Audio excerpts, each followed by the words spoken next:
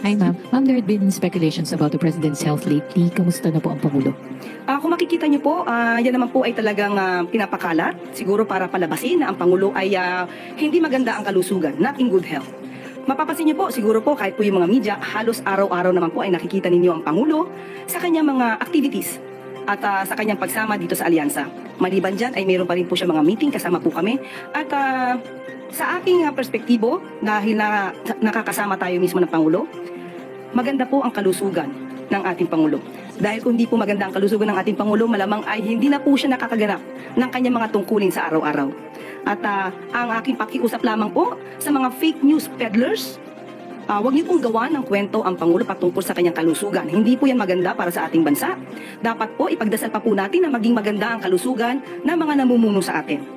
At iwasan po nila na magbigay ng speculation kahit hindi po doktor ay nagpapakadoktor sa social media.